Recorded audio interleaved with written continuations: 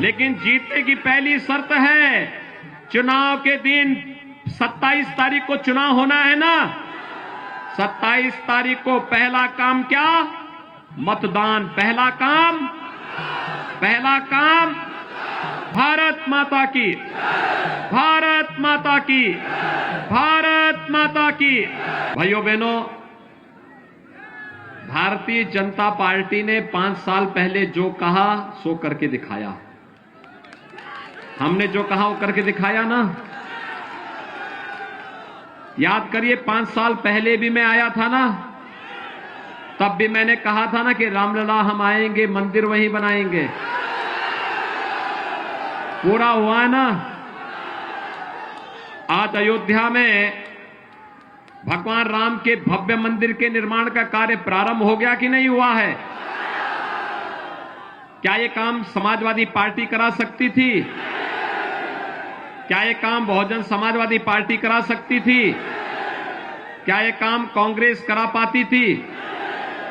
भाइयों बहनों, कांग्रेस ने अयोध्या में राम जन्मभूमि पर ताला लगा दिया था। समाजवादी पार्टी की सरकार के समय राम भक्तों पर गोलियां चली थी और सैकड़ों राम भक्त मारे गए थे। और बहुजन समाजवादी पार्टी क्या बोलती थी अयोध्या के बारे में, ये किसी से नहीं छुपा हुआ है। भाइयों बहनों, मैं तो केवल आपसे कहने के लिए आया हूं कि पूरी दुनिया आज अयोध्या की ओर देख रही है। पूरी अयोध्या यानी पूरी दुनिया अयोध्या की तरफ देख रही है। अयोध्या का मतलब, अयोध्या में भगवान राम के भव्य मंदिर के कार्य का शुभारंभ प्रधानमंत्री जी 2020 में प्रारंभ कर चुके हैं और अगले वर्ष तक अयोध्या में भगवान राम का भव्य मंदिर बनकर के तैयार होगा। आज दुनिया आपको इस भाव के साथ देख रही है कि जब अयोध्या को दुनिया की सुंदरतम नगरी के रूप में स्थापित करना है तो उत्तर प्रदेश में भारतीय जनता पार्टी की ही डबल इंजन की सरकार रहनी चाहिए, और इसी के लिए आह्वान करने के लिए मैं आया हूं। आप भी यही चाहते हैं ना? अच्छा, मुझे एक बात बताओ, 2017 के पहले बिजली मिलती थी? आज तो मिलती होगी ना। देखो, 2017 के पहले बिजली की भी उत्तर प्रदेश में जाति और मजहब हुआ करता था। ईद और मुहर्रम होता था तो बिजली आती थी, होली और दीपावली में बिजली गायब रहती थी। ये सच है ना? आज तो बिजली 24 घंटे है। और भाइयों बहनों, अयोध्या का दीपोत्सव भी सबकी समझ में आ रहा है ना, कैसे दीपावली होता है। गरीब के घर में मिट्टी के दीपक बनते हैं और उसको जब खरीद करके दीपक जलाया जाता है तो पूरी दुनिया जगमगाती है अयोध्या के साथ में। गरीब का घर भी संपन्न होता है और अयोध्या की दीपावली देश और दुनिया के लिए सस्ती भी दिखाई देती है। यह है हमारी अयोध्या, ये है अयोध्या। और अयोध्या को उसके गौरव के साथ जोड़ने के लिए आज मैं आपके पास आया हूं। यही तो है, हमने बिजली देने में भेदभाव नहीं किया। मुझे एक बात बताओ, कोरोना महामारी है ना, कोरोना महामारी के दौरान आपने देखा होगा फ्री में टेस्ट, फ्री में उपचार, फ्री में वैक्सीन। कितने लोगों ने वैक्सीन ले ली है? सभी ने वैक्सीन ले ली है। वैक्सीन का पैसा तो नहीं लगा। और भाइयों बहनों, ये वैक्सीन का प्रभाव भी है कि वैक्सीन जिन लोगों ने ली, कोरोना दूर दूर तक नहीं आया वहां। मुझे बात बताओ कि वैक्सीन भी आपको दी गई फ्री में, टेस्ट भी फ्री में, उपचार भी फ्री में, और डबल इंजन की सरकार है। डबल डोज राशन का मिला कि नहीं मिला? राशन मिल रहा है ना। क्या समाजवादी पार्टी की सरकार में भी ऐसे ही राशन मिलता था? बहुजन समाजवादी पार्टी की सरकार के समय, कांग्रेस के समय, भाइयों बहनों, जब ये लोग आपके सुख दुख में सहभागी नहीं हो सकते तो इनको सिर में ढोने की आवश्यकता क्या है? इनको विसर्जन कर देने की आवश्यकता है। सहमत हैं? मुझे एक बात बताइए, कोरोना कालखंड में प्रधानमंत्री मोदी जी पूरे देश के अंदर जा रहे थे, मैं पूरे प्रदेश के अंदर घूम रहा था, हमारे सांसद, विधायक, पदाधिकारी जनता जनार्दन की सेवा में लगे थे। क्या सपा, बसपा, कांग्रेस के लोग भी क्या आपका हालचाल लेने के लिए आ रहे थे? किसी का आता पता था? भाइयों बहनों, वैक्सीन के बारे में भी इन्होंने दुष्प्रचार किया था ना, कहा था ना कि ये मोदी वैक्सीन है, कहा था ना ये बीजेपी वैक्सीन है। मैं आपसे जानना चाहता हूं, अगर मोदी वैक्सीन और बीजेपी वैक्सीन से हमारी जान बचती है तो हमें इस वैक्सीन को लेकर के इसी का साथ भी देना चाहिए। सभी लोग सहमत हैं? भाइयों बहनों, 5 साल में, याद करिए, 5 साल में हमारी सरकार ने, डबल इंजन की सरकार ने 43,50,000 गरीबों का मकान बनाया है पूरे प्रदेश में। 43,50,000 और अकेले अयोध्या जनपद में लगभग 48,000 गरीबों का मकान बना है। हमने मकान देने में कोई भेदभाव किया क्या? हर गरीब को मिला है ना।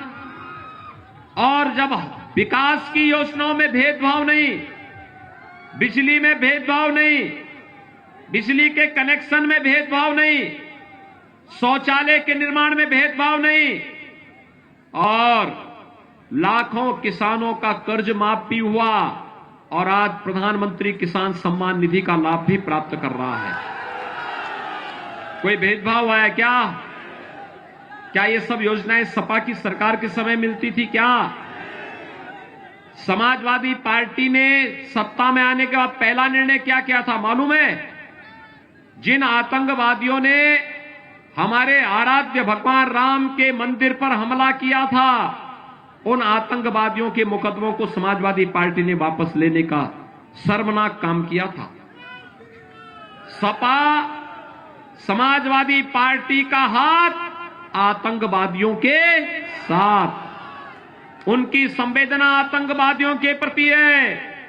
उनकी संवेदना गांव के लिए नहीं, गरीब के लिए नहीं, किसानों के लिए नहीं, नौजवानों के लिए नहीं, महिलाओं के लिए नहीं है। आज आप देख रहे होंगे समाजवादी पार्टी ने एक कंप्लेंट की है चुनाव आयोग से, और कंप्लेंट क्या की है? उन्होंने कंप्लेंट की है कि सरकार युवाओं को टैबलेट और स्मार्टफोन जो दे रही है नहीं देना चाहिए। हमने तय किया है, अभी तो 1 करोड़ नौजवानों को टैबलेट और स्मार्टफोन दे रहे हैं, 10 मार्च के बाद आने दीजिए, सरकार 2 करोड़ नौजवानों को टैबलेट और स्मार्टफोन देंगे। 2 करोड़। और स्मार्टफोन और टैबलेट का खर्चा, यानी जो लोग उसका उपयोग करेंगे ऑनलाइन एजुकेशन के लिए, ऑनलाइन कंपटीशन के लिए, ऑनलाइन एग्जामिनेशन के लिए, उस खर्चे को ले, उस प्रकार का खर्चा भी मां बाप के ऊपर नहीं आने देंगे, यह खर्चा भी सरकार उठाएगी। भाइयों बहनों, समाजवादी पार्टी को इसी पे आपत्ति है। वह नहीं चाहती है कि प्रदेश का विकास हो। हमारी सरकार के समय तो सब नर करहि परस्पर प्रीति, चलय स्वधर्म निरत श्रुत नीति। राम राज्य की स्थापना के लिए भारतीय जनता पार्टी की डबल इंजन की सरकार काम कर रही है। लेकिन भाइयों बहनों, समाजवादी पार्टी की सरकार जब थी तब उसकी संवेदना आतंकवादियों के प्रति थी। पेशेवर माफिया और अराजकता पैदा करने वाले तत्वों के प्रति थी। तब वह दंगाइयों का सहयोग कर रही थी।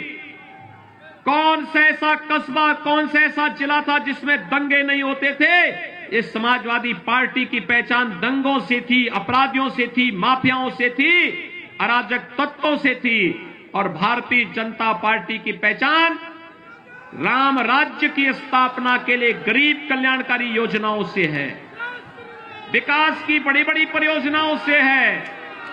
और भारतीय जनता पार्टी की पहचान अयोध्या में भगवान राम के भव्य मंदिर निर्माण को लेकर के है।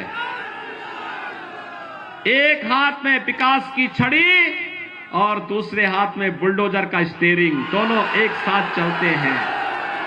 और इसी में समाजवादी पार्टी को परेशानी है, विपक्ष को तो इसी बात की परेशानी है। और इसलिए भाइयों बहनों, मैं आज आया हूं यहां पर बाबा गोरखनाथ के पक्ष में, समर्थन में आपसे अपील करने के लिए।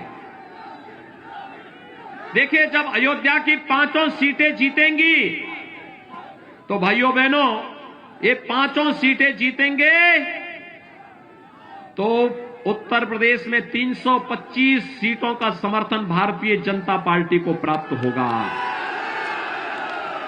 325 सीट का मतलब एक मजबूत और दमदार सरकार होगी। दमदार सरकार, आप दमदार और मजबूत सरकार चाहते हैं ना, कि समाजवादी पार्टी की दुमदार और मजबूर सरकार? दुमदार और मजबूर नहीं, दमदार और मजबूत सरकार ये कौन देगा? भारतीय जनता पार्टी। कौन देगा? आप सभी सहमत हैं? देखो, मैं अयोध्या की शुरुआत बाबा गोरखनाथ के चुनाव क्षेत्र से कर रहा हूं, क्योंकि बाबा गोरखनाथ की कृपा से ये पैदा हुए थे। और इसीलिए मैं यहीं से प्रचार भी कर रहा हूं। जिता करके भेजेंगे सभी लोग, लेकिन जीतने की पहली शर्त है, चुनाव के दिन 27 तारीख को चुनाव होना है ना। 27 तारीख को पहला काम क्या? मतदान। पहला काम सभी लोग करेंगे, इधर भी उधर भी, पीछे भी बहुत बड़ी संख्या में लोग हैं। सभी लोग मेरे साथ बोलेंगे, सभी लोग सहमत हैं? बाबा गोरखनाथ भारी वोटों से जीतेंगे। आज से घर घर जाकर के वोट मांगेंगे कमल निशान पर सभी लोग। तो मेरे साथ बोलेंगे, भारत माता की, भारत माता की, भारत माता की।